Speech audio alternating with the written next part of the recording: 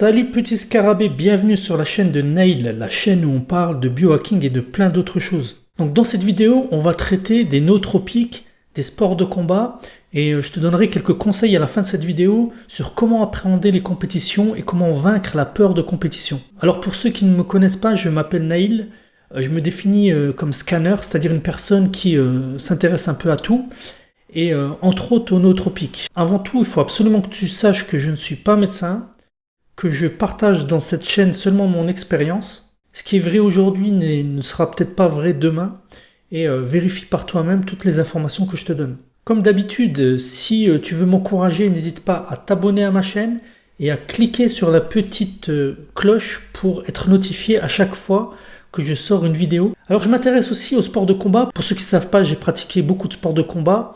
Du taekwondo, de la boxe anglaise, du judo. Je fais maintenant principalement du jiu-jitsu brésilien et du krav maga. Je me rends compte que très peu de personnes pensent à optimiser leur cerveau lors des sports de combat.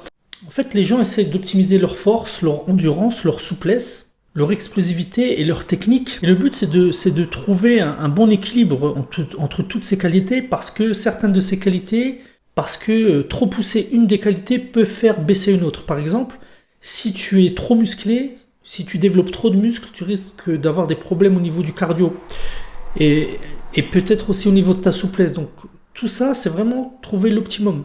Donc il y a un optimum entre force, puissance, souplesse, tout ça, et chaque personne, selon ses qualités et ses défauts, doit essayer de trouver un optimum. Et bien sûr, il y a en plus de ça les qualités techniques, le timing qui est très important, parce que lorsque tu pratiques des sports de combat, c'est bien beau de savoir ce qu'il faut faire, mais encore faut-il savoir quand le faire.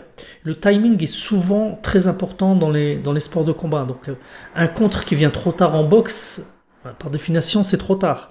Tu peux pas contrer trop tôt parce que par définition ton adversaire ne t'a pas encore frappé.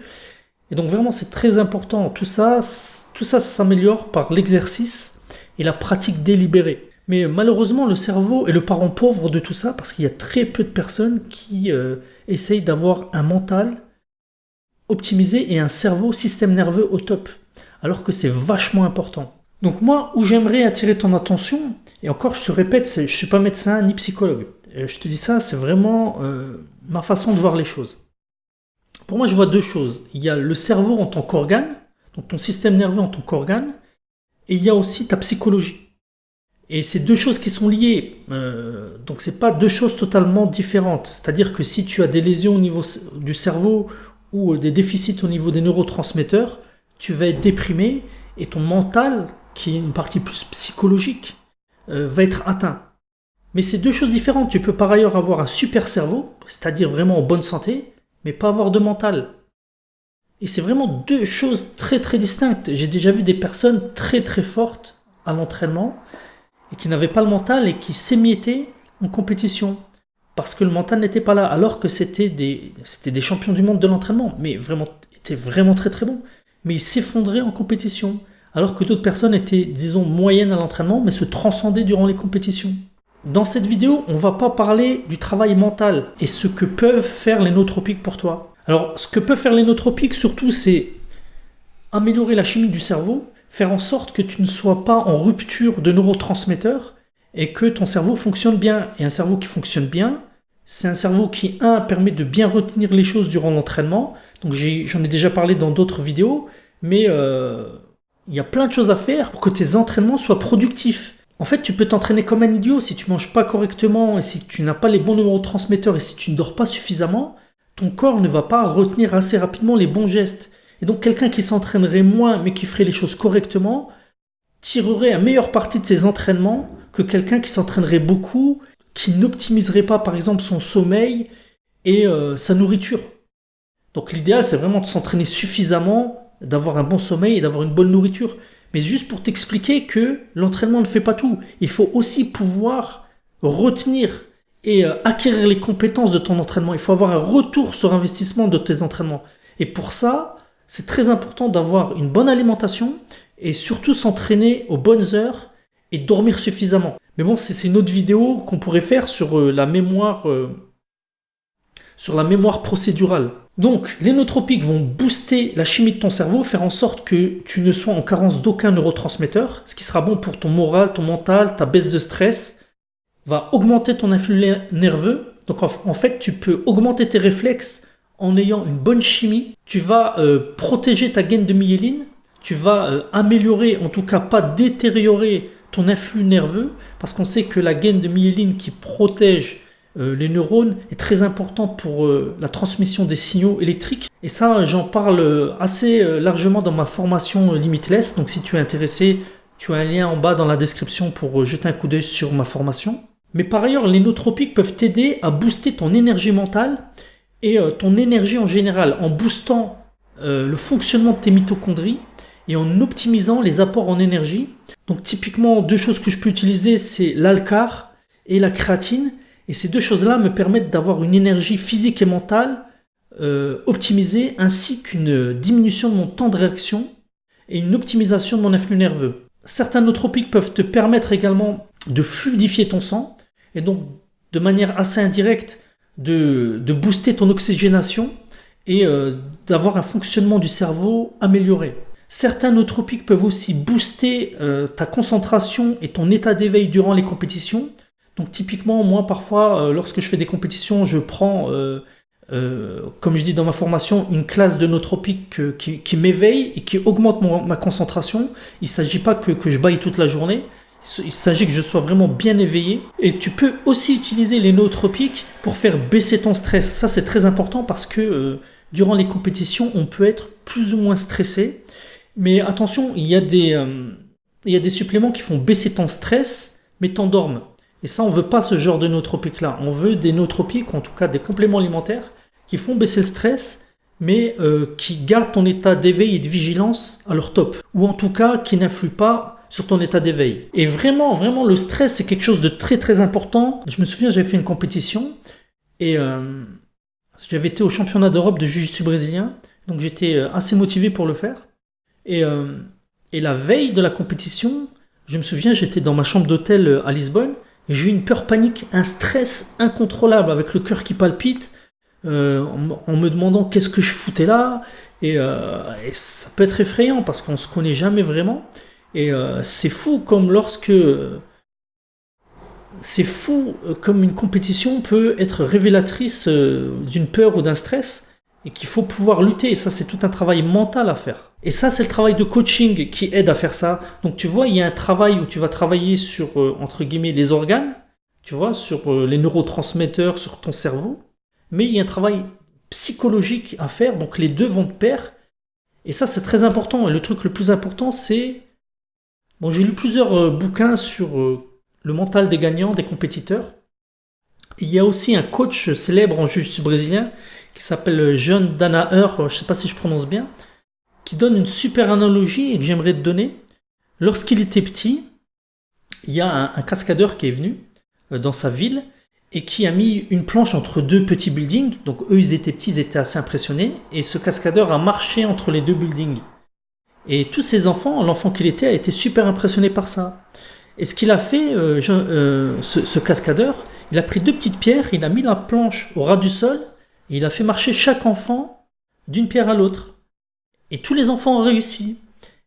Et l'analogie qu'il a donnée et que j'ai bien aimé, c'est, vous voyez, ce que j'ai fait sur deux buildings, c'est exactement ce que vous avez fait avec ces deux pierres au ras du sol. Il n'y a aucune différence à ça. La seule différence, c'est le contexte. Et ça m'a beaucoup aidé au niveau psychologique, coaching. Il faut vraiment... Enfin, une compétition se gagne à l'entraînement. Tu vois ? C'est comme les bodybuilders, j'ai fait du bodybuilding, c'est comme n'importe quoi. Il faut être prêt pour une compétition. Et surtout, si j'ai un conseil à te donner, il faut y aller à fond. Il ne faut pas y aller en dilettante.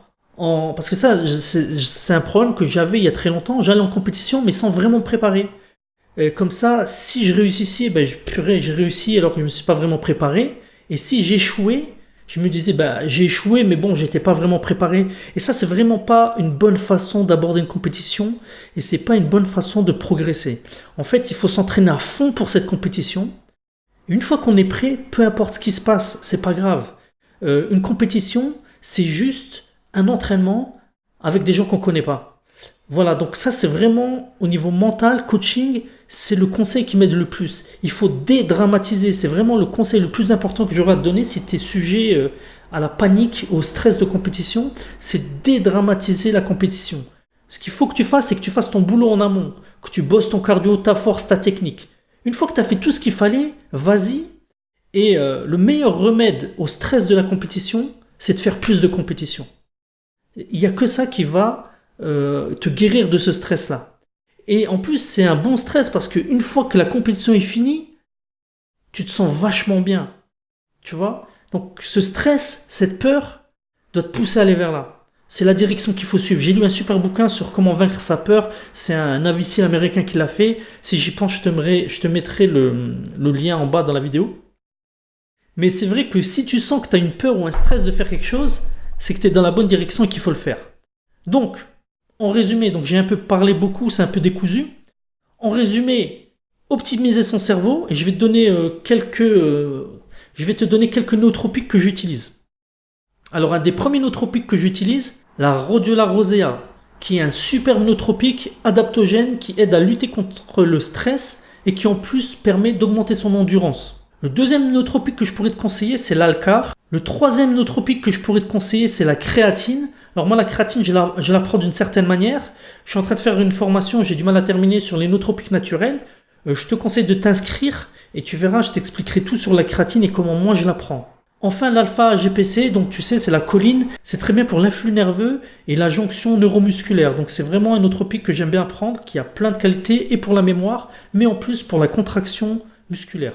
Et enfin, le jour de la compétition, je peux prendre de l'arcalion pour rester bien éveillé et éventuellement de la théanine pour me calmer, mais sans avoir un effet sédatif. Et enfin, le meilleur nootropique pour la compétition et pour le sport en général, c'est le sommeil. Donc il faut vraiment, vraiment dormir, faire des siestes pour vraiment améliorer sa mémoire procédurale.